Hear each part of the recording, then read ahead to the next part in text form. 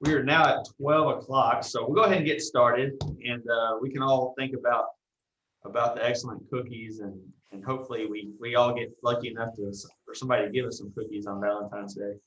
I appreciate all of you being here. We've got a good turnout so far. I know everybody's extremely busy, so I definitely thank you for taking the time out of your day to engage with your HR counterparts across this area. And we got a really great speaker today. Before we introduce Mr. Joshua Sky, just kind of give you a couple updates on the chapter. We started a SHRM certification prep course that Steve Collier is instructing. This week's going to be our first actual class. We introduced everybody last week. We've got 4 attendees. We've got Jana McAnally with the City of Texarkana, Texas. We've got Laney Basham with Track. We have Jeannie Clem with Commercial National Bank. And we've got Leslie McBride with the Architects Council of Government. So we've got 3 members in there, and hopefully we can get the 4th one to join the chapter and continue to be a part of Tri-State SHRM Texarkana and fulfill roles in the future for us. So it's off to a good start. Definitely keep all of them in your thoughts and prayers as they continue down this journey for certification. The next topic I just kind of want to make everybody aware of in the chapter is that the new board met recently in January to start planning for 2021 and just addressing needs that we need to be addressed, obviously. And one of those things is going to be reviewing our bylaws. The last time they were reviewed and updated was in 2019. So it's been 2 years ago. Just kind of time to check back on and make sure things are still relevant, up to date, and apply to how we're conducting our business. So before that gets approved, we'll have several meetings within the board to review that and refine it. And then before anything officially gets approved and goes into effect, that will be presented before the membership for approval. So that will most likely be sometime the middle to the end of the year. So it'll be a ways off before y'all will see anything to vote on, but just kind of wanted to let you know what your board is doing. Also, we'll be trying to have some initiatives for membership drives this year in 2021. And so keep that in mind as far as anybody that is in the HR field or does HR related duties that you know of. If they're not a member of Tri-State SHRM already, definitely encourage them to check us out and attend our meetings. And for those of you that are members but not members of SHRM National, keep that in mind. That's part of SHRM's push is to increase dual membership. So that will be part of our initiative as well throughout the year, is to try to not only increase our local membership, but get those of you that are not members of SHRM National to consider joining that as well. All right. I'm going to introduce Laney Basham.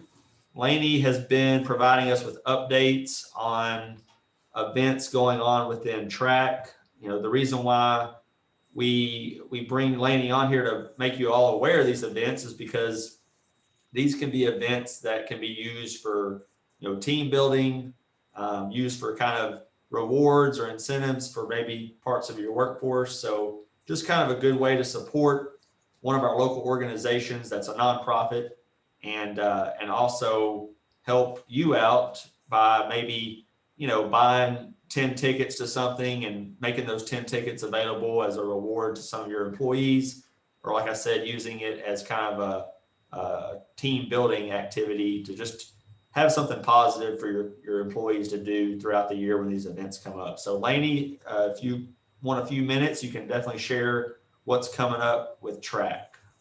Great. Can you hear me through my mic? Yes. Great. Well, thank you, JW, for giving us the opportunity to promote some of our local cultural activities. And as he was saying, these are great opportunities for team builders, for your staff, just encouraging social outings, as well as employee and customer appreciation options.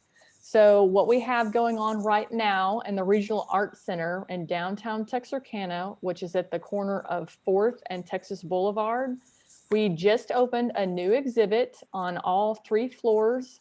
The TRAC's African American Committee puts on an annual exhibit, and this is their 19th annual regional celebration of African American artist exhibition with the title of Quilts, Fabrics, and Fibers this year. So these are local and national quilts, clothings, and other textiles on display. This opened January 30th and will be up through April 10th. And right now with COVID, our public hours are Thursday through Saturday, 1 to 4. But if there is a special business or group interest, please contact us about maybe a special tour with our education department throughout the exhibit. We can definitely schedule that. We also want to let you know, I know like our chapter used to meet at Texarkana College, and due to COVID, we're virtual.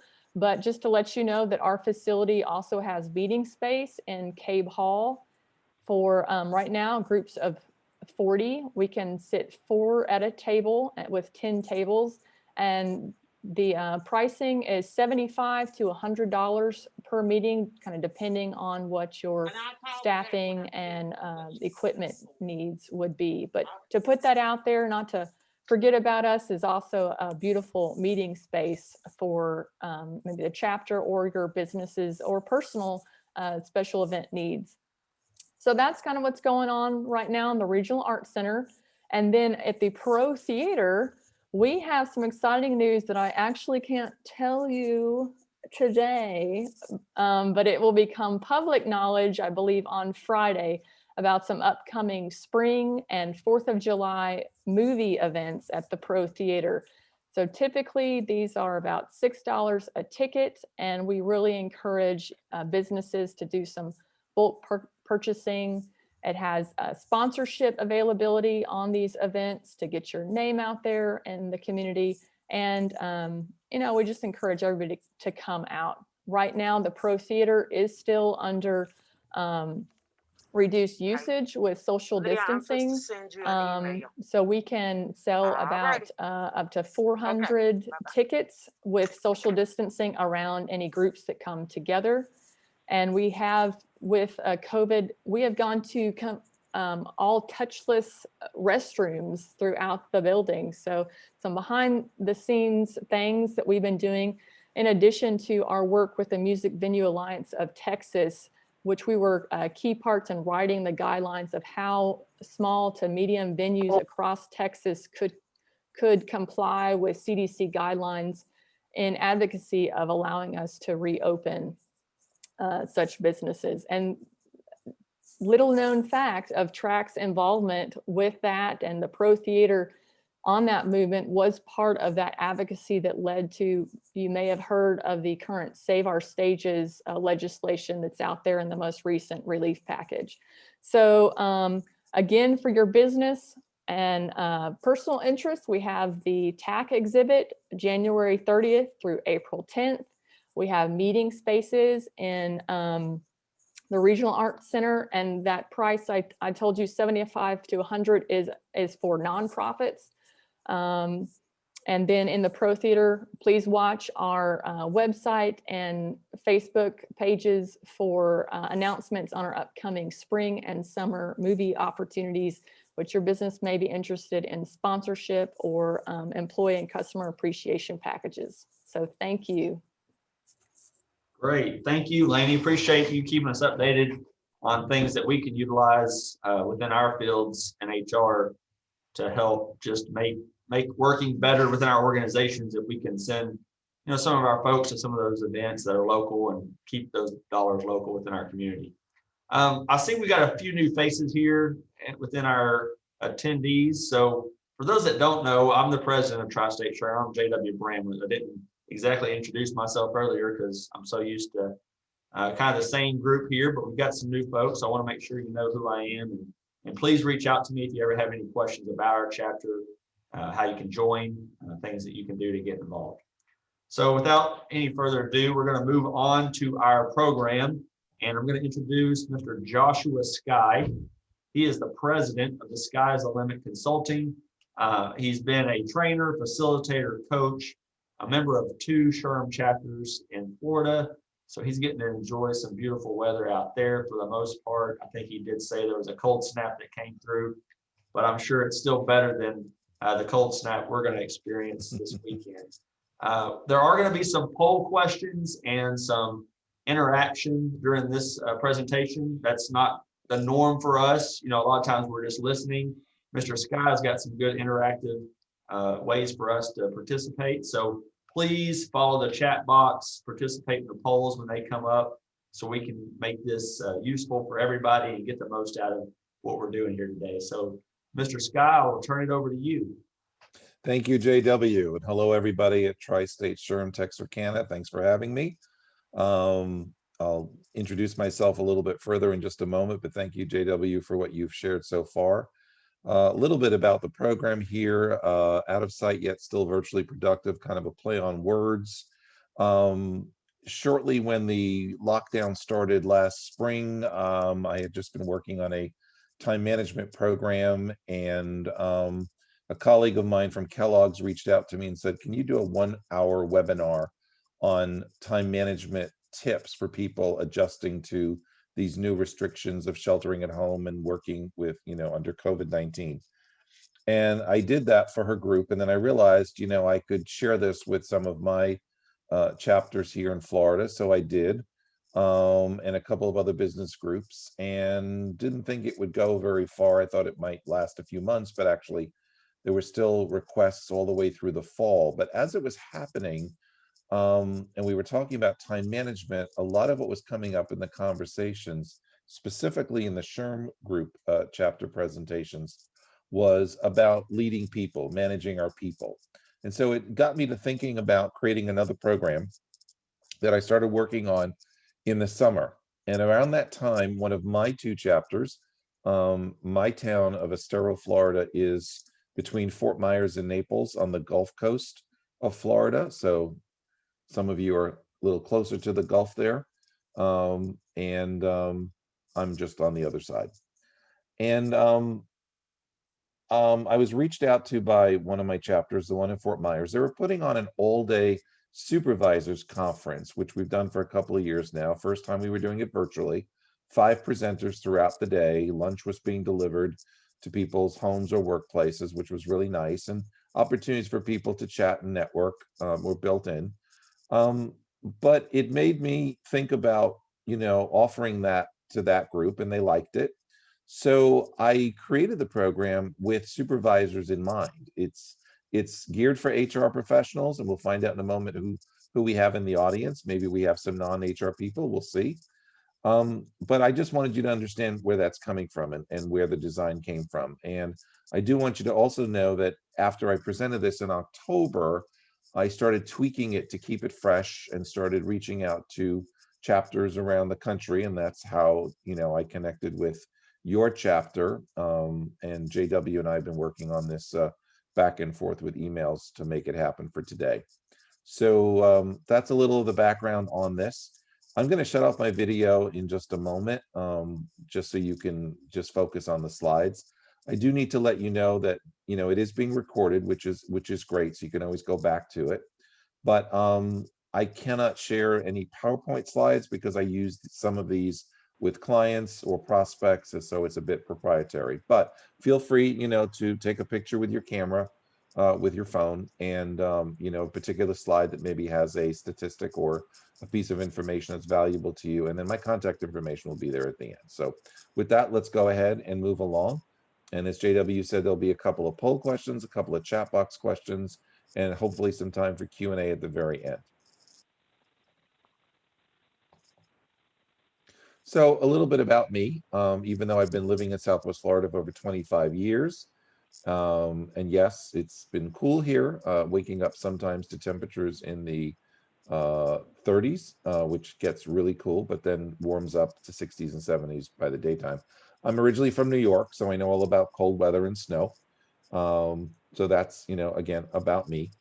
I launched my company nearly 22 years ago this summer. And as JW said, I do training, facilitation. I'm both an executive and leadership coach. And clients that I've had have been not only local and national, but also global. corporate government and nonprofits. And for a number of years, I was involved in a program with the Department of Defense called the NSPS, the National Security Personnel System, which was a performance management program. And it gave me the opportunity to travel to installations around the country. I do remember going to Little Rock, my first and only time in Arkansas, and actually was up your way, not too far from you guys in Denniston, I believe it is, where Eisenhower was from, and at a boyhood home. And I think I've also gone through Paris, Texas. So not as maybe close to all of you, but a little bit familiar with your area. And as far as my professional, I've been involved with the what was a ASTD, the American Society for Training Development. I was a chapter president here in '98, a national member of what is now the Association for Talent Development, a national SHRM member, and a member of two chapters, one in Fort Myers, one in Naples. Been on the board of both, been diversity chair, been foundation director to fundraise for the SHRM Foundation, met on many committees. And I heard that you're starting a certification group in your chapter. Congratulations. You're a small group, but good for you. I got my SPHR in 2010, and I've been giving back by not only facilitating, but also serving as an assistant certification chair for the chapter in Naples. So I really encourage you all to work towards your certification. It's something you'll always be proud of. I know I am, and encourage you to be involved in your chapter. There's always a little bit of work to be done by many, many hands. So that's me. Let's find out who you are. So that's going to bring us to the first poll question. Which of these best describes your role? And JW is going to pull these up, and that will allow you to vote. We've got 3 non-HR. There we go. Positions: a frontline supervisor, a middle manager, a senior leader, or are you an HR generalist or HR director or manager? So poll question number 1.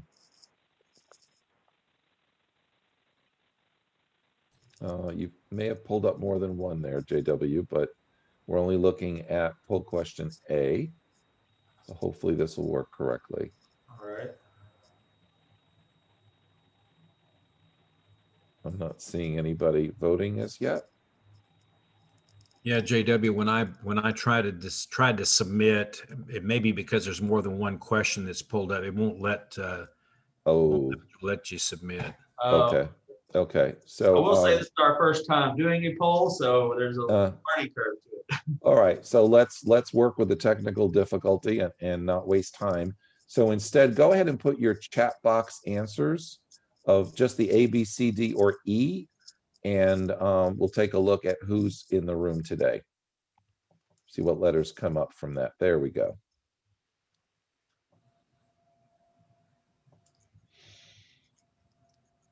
Seen a lot of E's. I saw a BD and a C, another D.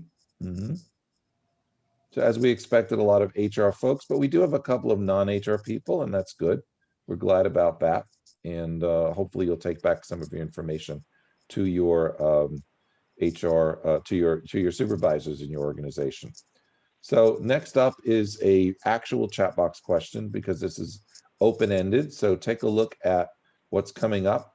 What's missing from each workplace in these subsequent slides? We'll start with this one. And as soon as you feel you have an answer, go ahead and type your answer in the chat box. But JW, don't shout it out just yet. Give people a chance to type in their answers. All right. What's missing from each workplace?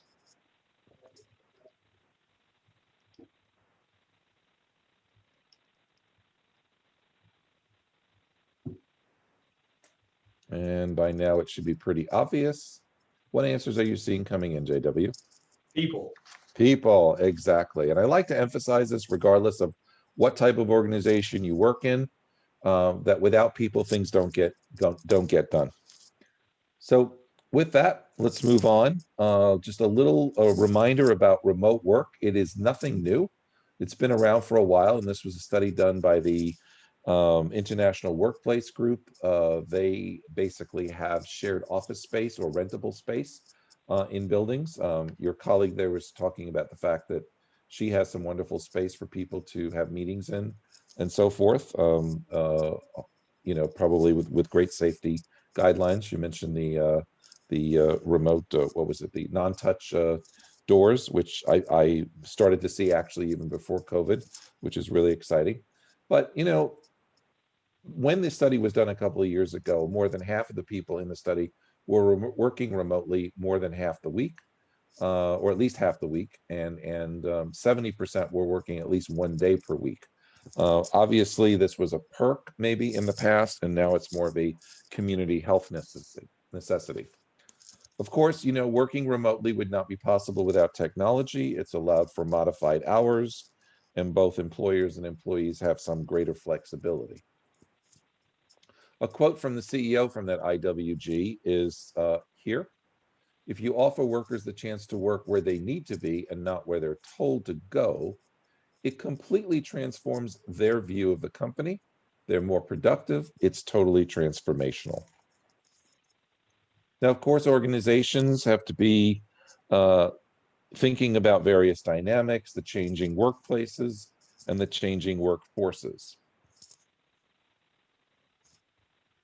Working 9 to 5 is not necessarily, or 8 to 5 is no more.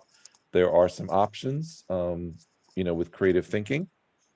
And again, employees and employers are adapting. The main focus, and it ties into performance management, is that we are focusing on results. In any environment, but specifically now, organizations need to be competitive, need to be creative. But obviously with COVID-19, it brings even more meaning. So next up is the second poll question, and I'm guessing we will have a challenge with this again. So maybe the easiest thing to do is just let you cast your votes in the chat box based on what you see on the screen, because it's pretty much the same stuff that I shared with JW. So in what country and century was managing performance first documented? Some of you might know, or you can take a guess.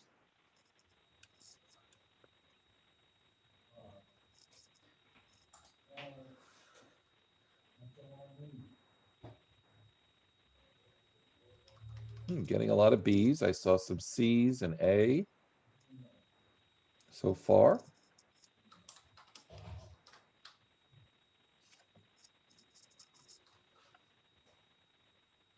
Okay, I know there's not a lot of you here, so hopefully everyone's had a chance to go ahead and cast a vote.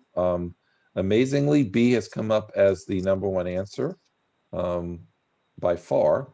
That's quite interesting.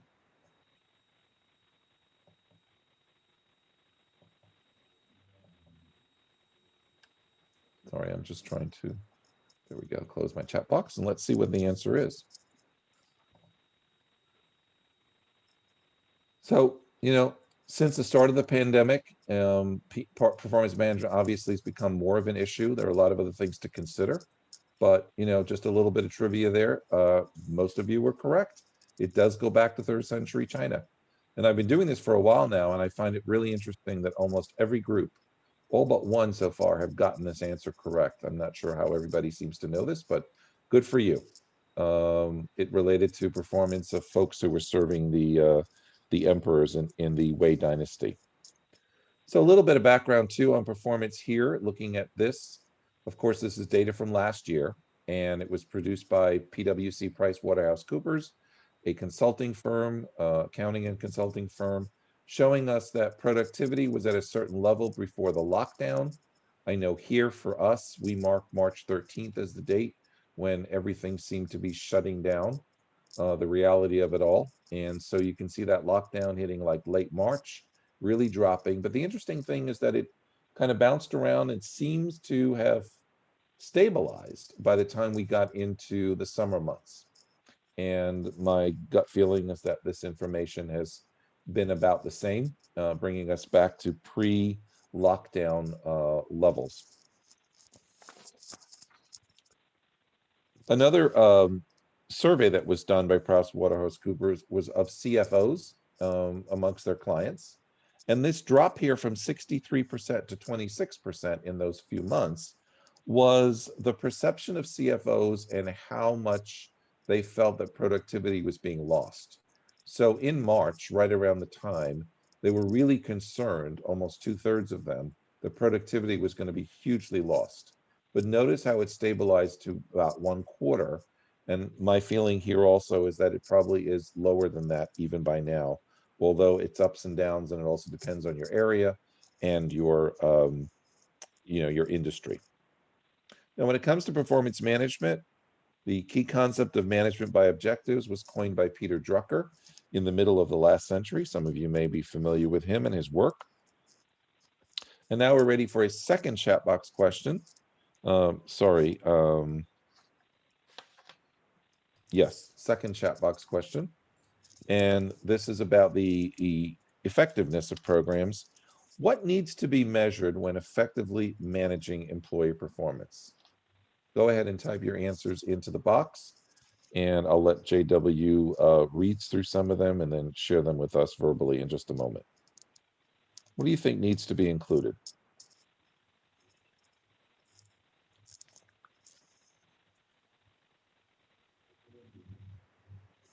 What's showing up, JW? Mostly people talk about results, outcomes. Mm-hmm. Anything else surfacing? Employee engagement, productivity, and results, production, metrics, competencies.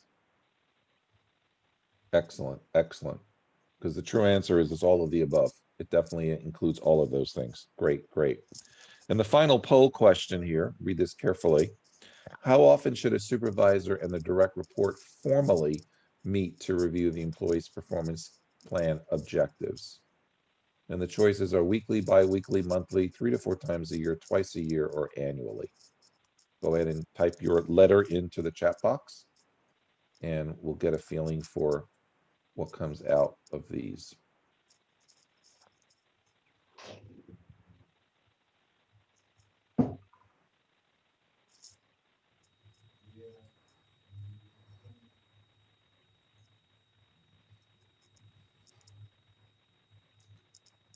Getting a lot of D, a few C's. A couple of E's, I noticed that as well. Yeah. So that's the good news, because the emphasis was on formally. Obviously, we have good job, everybody, and thank you for participating with those. You want to have informal conversations on a regular basis, so those should be weekly, bi-weekly at a minimum. But formal review should be somewhere within that other range, and we're going to see in just a moment which is the correct answer. So now this was a couple of years ago, and at that time it was showing that amongst about 90% of HR professionals were only conducting performance management reviews, performance reviews annually or twice a year. Very, very different from the answers we just got from this group. We did have one, I believe, or two that said twice a year. Nobody went for annual only. A lot of you went for the 3 to 4 times a year. And what we were also seeing was that traditionally it was an annual process in as many as 70% of organizations, twice a year only in about a quarter of them, and the ones who were doing it at least 4 times a year was only 10%. So the good news is that those of you in the audience today realize that it needs to be more often. Once or twice a year is just not enough. Now, we want performance management to focus around various aspects. Remember the answers you gave just a moment ago about results, about outcomes, about metrics. All of these should be included: expectations, competencies. Many performance objectives are written following the SMART criteria, which I'm sure many of you know, or another one called OKRs, which is objectives and key results. But more specifically now, in COVID, when you've got people either working from home full-time, part-time, or some sort of a hybrid, it's really important for supervisors to be better connected to their teams. So it really is a great benefit. Of course, you want to stick with the outcomes and the performance indicators, metrics and goals and results. So all of that is still crucial. The thing we do need to consider is that when it comes to all kinds of activity and participation, are we really getting results? Are we really driving it towards the outcomes? And the answer is no. Some activity and participation is just what we call busyness. That's the word business with a Y, BUSYNESS. And notice this is from a Gallup poll, and Gallup does really extensive research towards the end of the summer. So reminding people that you have to be very careful that just because somebody says they're doing something, it doesn't necessarily lead to the end results required by the organization. Now, on the left-hand side, you have the traditional model, the annual goal set by the manager. There was one review at the end of the year, and the feedback, recognition, interaction was very infrequent. What we're trying to move to is what's on the right side, that you're having more flexible conversations and conditions, ongoing, informal, formal, weekly, for the informal, and quarterly reviews for the formal. So those of you who chose letter D with 3 to 4 times a year were spot on. Some organizations do a lot of things quarterly, specifically those that have metrics that may reveal to numbers, to sales. So doing things on a quarterly basis might make sense for those environments. But some of your organizations might be small. And something I didn't share in my intro is that I actually design and administer performance management programs for really, really small employers, ones that don't necessarily have an HR person, somebody who's just doing certain aspects of HR, but not dedicated to HR 100% of the time. This is a very, time sensitive and time, consuming type of activity, but a very crucial one, and sometimes it gets outsourced. So my philosophy is this: if you can't do it quarterly, can't do it every 3 months, at a minimum, do it every 4 months. By that, we say after they've been set, measure the performance to 4 months in. So that gives that person some feedback before they have the remaining 8 months of the year. Waiting until you have 6 months in doesn't give that person enough time to fix things. And, we can all agree with the fact that for those of us in HR, if you set some goals a year ago today, February 9th, 2020, the likelihood that you actually got to fulfill those things is probably less likely because of the onset of COVID, because of the onset of sheltering from home and all the other restrictions that have come along with it. So you probably have to shift your gears and make adjustments, and organizations may have had to make adjustments also as far as what they were doing with their customers, whether it's in public sector, private sector, the goods, the services, whatever you're providing. There may have been a lot of changes, and you definitely want to keep people informed and adjust performance plans at a time like that so that people are held accountable to what they're actually doing and what they should be doing. The only thing I disagree with on the right side here is that incentive adjustments, unless of course you're in a sales environment and it's due to the nature of what you do. But generally, I would say it should really be a progress check, a pulse check, a time to give feedback to someone about whether they're meeting, exceeding, or falling below expectation. Whether you do it every quarter or do it at 4 months or 8 months, just to give them feedback without any type of rating, without any kind of reward, just a review of where they stand. Now, the good news is that, more than 90% of organizations in a survey said that they have some sort of a program. But the bad news is that some of them fear that some of their things are not working properly. And so, an effective program is going to be focused on business results and the individual growth of the people in your organization. You have to be really careful when we're dealing with performance management that we're not always focusing on the most recent event, giving it the greatest value. That's called distance bias. We have to have annual reviews that rely not just on the manager's memory, but real documentation. Otherwise, this leads to bias, missed opportunities for development for the employee. The conversations are not as effective as they could be. And at the end of the day, the process within your organization is not really fair to everyone included. So this is a way to get around it and reduce some subjectivity. The onus for tracking performance really should be on the employee, him or herself. They should be keeping track. They're the ones closest to the work that they're doing, and they should be sharing that with their immediate supervisor. By them tracking their performance, you'll be able to measure it. So supervisors can then respond to the information that the employee has provided. Now, I thought this was an interesting statistic. And again, this talks about employees in your organizations will be turning 25 this year in Generation Z. Nearly 2/3 of them really want timely, constructive feedback throughout the year. So this is both the informal and the formal.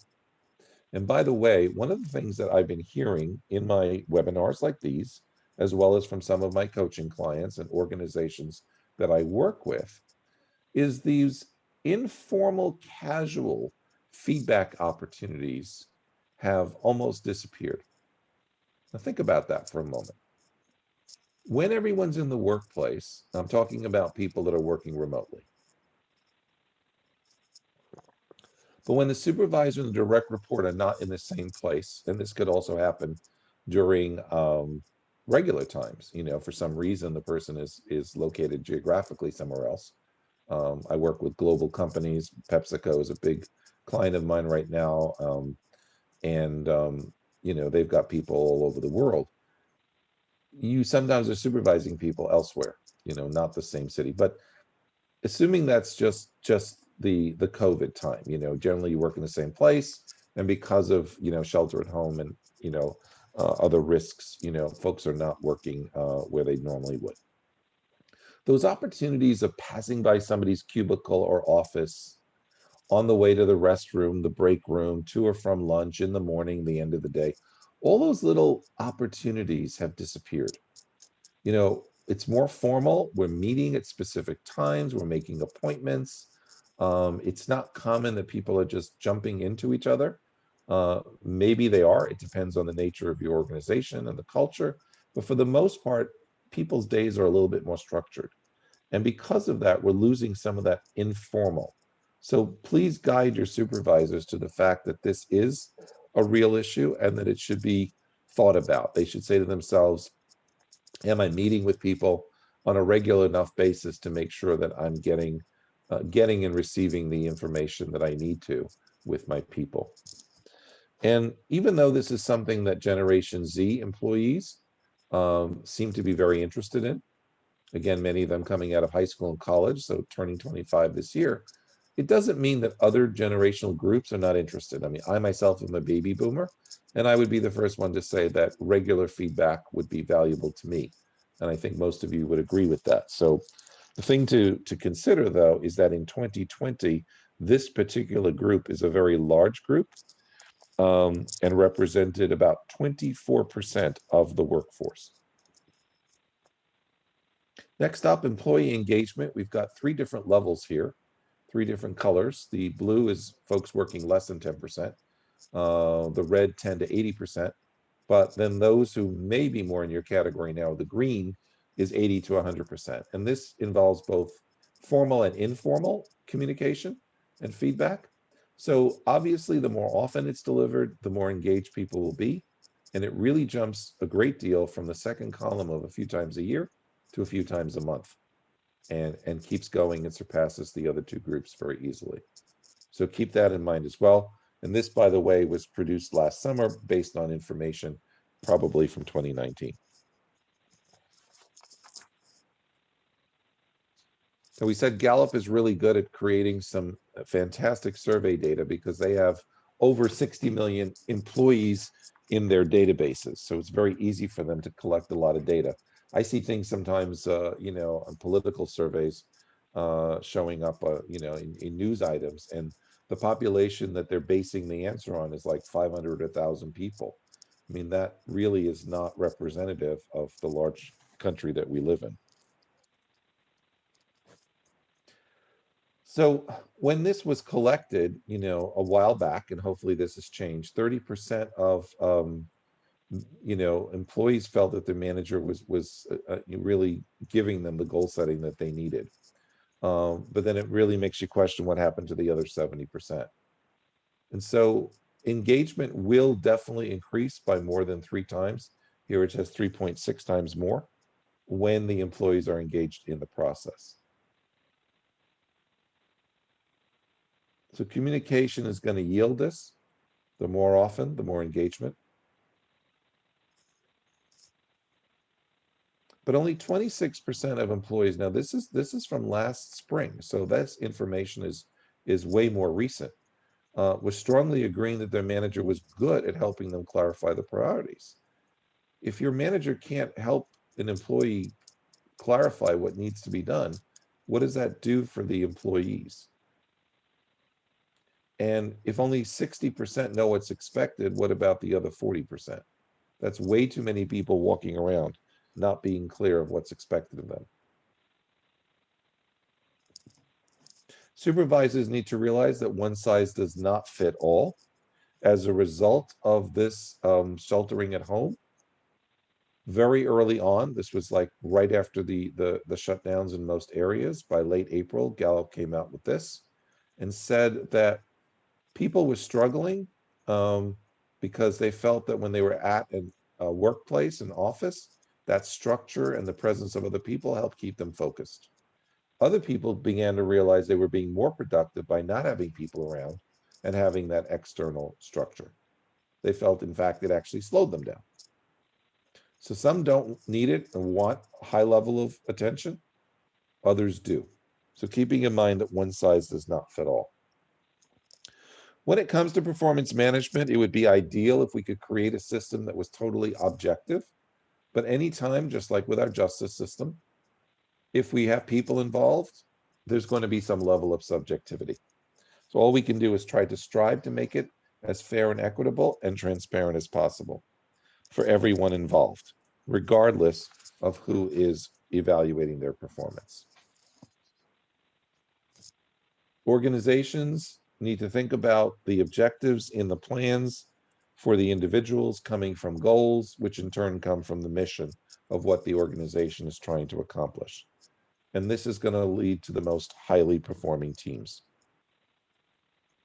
It starts with the organization itself setting its own goals, filtering down to individual departments, down to work teams, and eventually to an individual. So there needs to be some alignment, some clear line of sight about expectations and results. When we have effective performance management, we're clarifying those organizational goals and people can see that what they're doing connects to a bigger picture. It cascades all the way down. It's going to encourage ongoing communication, progress checks that are formal and regular. And as I said, the onus is on the individual to share their accomplishments, obstacles they overcame, challenges they're facing, and then present that to their supervisor. Now, we would be amiss if we didn't consider some of the other factors that are affecting our employees during COVID-19. We need to look at mental health issues. The Journal of American Medical Association, as early as April 10th, started to look at consequences of COVID-19 and physical distancing. This was very, very early on. And here are some of the issues that they said we need to be aware of.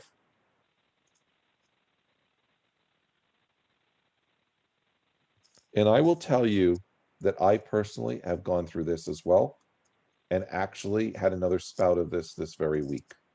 I thought about that as I was preparing to share with the webinars I'm doing, but I felt that if I didn't share this personal experience, it may be lost. So here I am offering these webinars, trying to keep people positive and focused and just being, human in the fact of saying that at times this gets to me as well. I spoke to my sister this morning. She lives 2 hours away from me, and I've not seen her since a year ago Thanksgiving, 15 months. And I don't know when we'll see each other. Yes, we could get together, but we realize that it's probably in our best interest to keep that distance. Now, these are some of the more common things that pop up, but here are a few more that have surfaced as well because of people being sheltering at home. There's been an increase in substance abuse, domestic violence, and child abuse. So we need to be conscious of this, both supervisors and HR professionals, that our employees are dealing with these things in addition to trying to get their work done. The more we can communicate the greater the effectiveness. Now, the Centers for Disease Control in late June was bringing this to our attention as well, and some of these statistics are really frightening. At that time, they said nearly 41% of people were talking about some of the issues that were just on the previous slide. Worse than that, amongst the youngest people, more than a quarter had considered suicide in the month before. And almost the same amount for people that were considered essential workers, most likely in hospitals, doctors, nurses, healthcare, first responders, police, fire, EMTs, and so forth. And this was in early June, when there was a lot of havoc, a lot of miscommunication, a lot of disorganization. But as this pandemic keeps moving, I'm not so sure that all of this has gone away. There's still a lot of frustration, confusion. I know we're having problems here in Florida with the vaccine. I just registered yesterday, even though I'm under the age of 65. People I know who are over 65 are already getting it. I won't qualify yet for a few months, but at least I'm supposedly going to be notified when it's my time. And that just happened. Why wasn't this in place 2 or 3 months ago when we knew that the vaccines were coming? So this just adds to frustration. Now, prior to working on my own, I had actually worked at one of our local hospices. And I used to do new employee orientation for clinical and non-clinical new employees. And I discovered the 5 stages of grief, which many of you are probably familiar with, by Elizabeth Kubler-Ross. When she first introduced this, she said these are things that the terminally ill and the caregivers around them often go through these 5 stages. Not necessarily in the same order. Sometimes they go back and forth. But when I was presenting it over and over, I realized that these stages of grief are very common for any type of loss. Loss of a relationship, loss of a job, of income, private property. People do go through this. And there's a lot of loss going on right now. The loss of opportunities to live our lives the way we are used to, no matter what that happens to be. I mean, I have not gone inside a restaurant in months other than to pick up my food or place an order. And I've sat outside a few times, but probably not more than 3.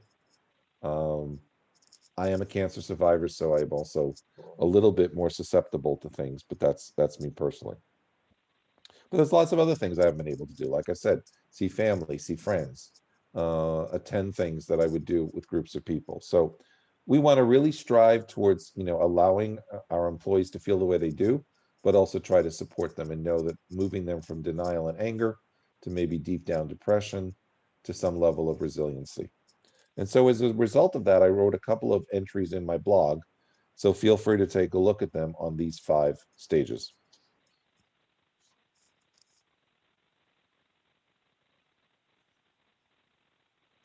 Now, the World Health Organization did a study. It came out with data from 2019. This is again pre-pandemic, that with depression and anxiety disorders, globally, we lose productivity at about $1 trillion a year. That's a lot of money. Imagine what it could be like now, considering what people are going through. And a local HR director here with the Naples Airport Authority, Virginia Bendel, was interviewed in a local paper about how she's supporting her employees, 90 of them, reminding them of the EAP support that her organization provides at a cost of about $10,000 for those 90 employees. Now, generally, we want to remind supervisors that these are things they should be considering throughout the year, as well as when they are evaluating performance at year end. But in addition to these, I think we also need to consider the ones at the bottom. They need to lead with empathy. They need to be sure that the work environments in which people are being asked to work are safe. Some people cannot work and do their jobs from home. They do have to come into a workplace, whether it's an office or in the field or so forth. That the EAP is still there for them. If you don't have one, maybe you should consider it, both for your team members as well as they also have some great services for supervisors. And, there's uncertainty and insecurity for many at this time. The last thing to consider is that mandating things right now about return to work, and now there's the whole issue of vaccines, whether or not employers can demand them or request them of employees, how this can contribute toxicity to the organization or the team culture. Over the holidays, we spoke to a friend of ours who works for the state of Illinois in Springfield. And I said to him, are you working from home? He says, well, we were initially, and my team was doing really great. But then my supervisor, his manager, who apparently doesn't have much of a social life and really relies upon interacting with people socially at the workplace, insisted that everybody come in. So she was, in a sense, creating a toxic environment with a lot of resentment because people realized that they could work from home and yet were being told that they needed to. So really thinking about decisions that are being made by supervisors and organizationally about toxicity. Now, when it comes to appraisals, as we said before, we have to make modifications. If you have to change things in people's performance plans, not only might you have had to do this in 2020, but you might still be needing to do this in 2021. There's no sense having people sailing east when you need them to sail north. Think about the frequency of communication. It may need to be more than ever. And more importantly, just checking in with people to be sure that they're okay and have what they need. There are compliance factors, mandated by outside authorities, reminding people to be both flexible and transparent, and of course, sensitive. And we're not there to solve all these problems and hold people's hands, but at the same time, if you have good employees who are struggling, you want to be as supportive as you can.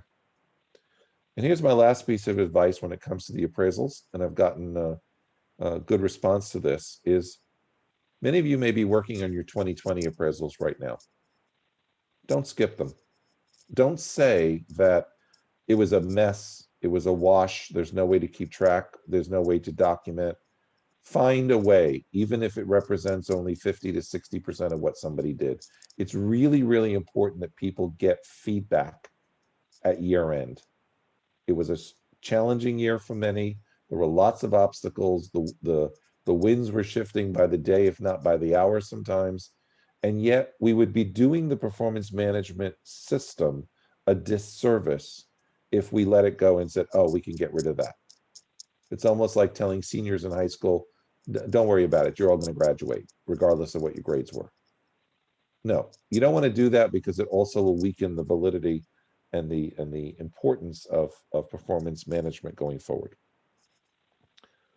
For supervisors, I recommend the 3 R's to help your remote workers with success: readiness, results, and relationships.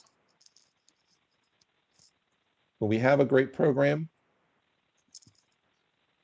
it's going to lead to pride and satisfaction for someone's work, their desire to make greater contributions, as well as to the team, and of course, anything you can do for monetary awards.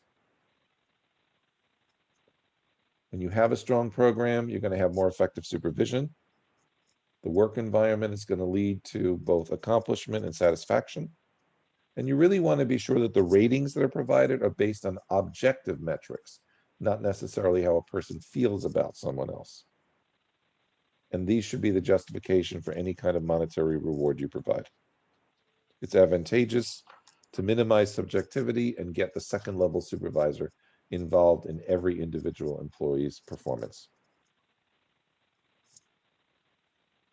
And at the end of the day, your pay for performance must match your compensation philosophy, regardless of whether you're in a corporate, a government, or a nonprofit organization. In every organization, as well as with every team, you're going to have a bell curve of employees, and you're hoping that people are going to move from one area to another. Your greatest number of people are generally the valued employees that you have. When it comes to rewards, for the outstanding highest performers, you want to acknowledge their contributions, motivate them to keep working at that level. Make sure also that you're giving standard raises to your valued performers, encouraging them to work harder if they can. And people will change their performance levels sometimes from one year to the other for personal reasons. And finally, with your poorest Lowest performers, I recommend no increase. This will persuade them to either improve their performance or somehow either you will show them the door or they will leave on their own. Now, some organizations may have a challenge providing an increase right now.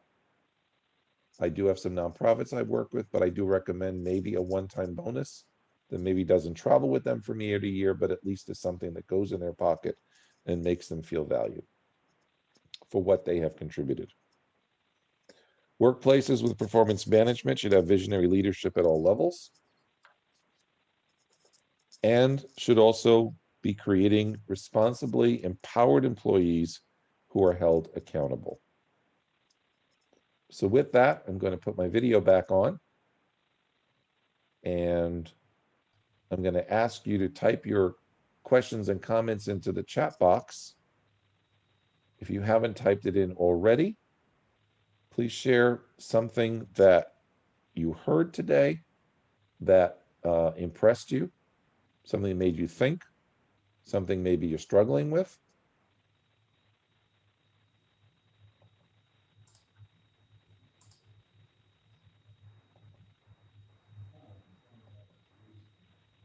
And as you're doing that, I'm just going to pull up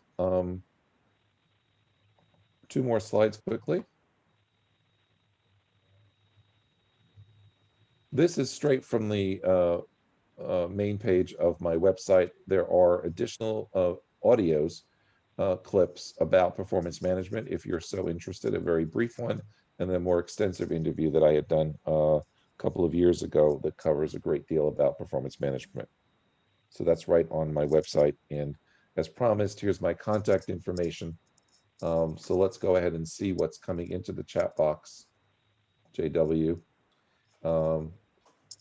related to people's feedback from today. Not seeing any questions or comments coming through, Josh. Okay. Well, But, I've got one. Okay, great. And it's really simple. And sometimes people don't think about it. And that is, you've spent an hour with us. Tell us what your takeaway is from today. Did you hear something that was validated? Did you get an idea that was new and different for you? What was your biggest takeaway from this hour? Let's see what people come up with there. And again, I'm putting my contact information on because I found that, you know, over time, when you do a presentation live, people sometimes come up to the speaker afterwards and talk privately with you. And we lose that in this environment. I'm going to sign off shortly. The program will be over. And I just want people to know that they have ways to reach me. So let's do that. Okay. All good information. Yeah, I'm looking at the chat. Thank you. Yeah, and Joshua, just Yeah. one thing, I'm getting a couple of takeaways now. People are chiming in. Yeah. I was going to say one thing I took away from it is just the fact of, you know, I think a good excuse for foregoing performance management this past year and into this year would be the easy choice. And I'm Yeah. sure some people are dealing with CEOs or upper level management that's saying, hey, everybody's too busy. We're too discombobulated to do this. So let's just forego it for a year. So I like the fact that, you know, you don't use that as an excuse to. No, because you know, at the end of the day, performance management, the whole thing is about communication and, you know, giving feedback to people at all levels. So people really struggled. You know, the organization didn't get where it got without people. Remember that those pictures at the very beginning. Every workplace, nothing gets done without people. So remind those senior leaders that while this is a bit time consuming, you need to document something, even if it's a general statement and not the way you would normally do it, but something that says, you know, this is like an abbreviated version of what we would normally do, but we still want to give you feedback for what you contributed, the obstacles you overcame, and how this had meaning to the organization. And in turn, give them some sort of reward. Again, if it can't be an increase, maybe a one-time bonus. But thank you. I'm glad that you got that, JW. Let's see what we've got here so far. We got a couple of answers. All good information, a lot to take in and incorporate. Top of all that, we're taking on to navigate the current circumstances. Exactly. I love the employee owning the responsibility, self-evaluate and share their performance assessment details. Yeah, I've gotten that a lot, Latanya. Thank you for that. you know, I've had supervisors say, oh, I supervise 7 people. I don't have time to write up everybody. And I'm like, you know what? You shouldn't have to. Let those 7 people write about themselves. And then what you do is you say, in addition to what Joshua said, then you add your extra points. Or, you know, if you disagree with what, you know, an employee has to say, well, you know, they shared this, but, you know, my data says this. So you're kind of disagreeing, but letting them know that you have your own metrics that you're keeping track of. But when a supervisor writes their assessment, it doesn't have to be as long as the employee one. You know, you're not teachers marking students in the classroom. And I think that's one of the biggest problems that a lot of people have with it. And that's often why performance management gets a bad rap. But if you put the onus on the employee and make them conscious and self-aware of what they're doing, and let the supervisors understand that is the reason, they only have to react. They can agree 100% with what somebody said or add something additional. Sometimes people are a little humble or don't like to toot their own horn, but they really have to. And I've seen this happen. I've seen people struggle, and yet with some encouragement, people do come around and eventually understand that it's not about, being egotistical, but it's more about, giving data to what the organization needs to have. So Latanya, thank you. I'm glad that impressed you. Adele said PM is a great tool if management administers them objectively versus subjectively. Yes, it's definitely true. And if anybody's struggling with that, please reach out to me and maybe I can help you. Yes, sometimes it is difficult to overcome, and you must get it. You must get it from your top leadership or it won't work. Latanya says we do the 180 now, but we have never employees to truly elaborate. They often just rate and move on. Supervise a lot of pressure with time. This is great. I feel better about us setting that expectation. Good. Glad to hear that. Anybody else have a takeaway that they want to share in these last few moments?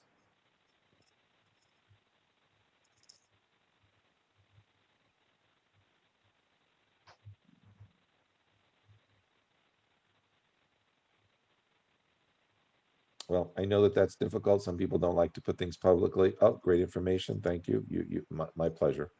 My pleasure to spend time with all of you today.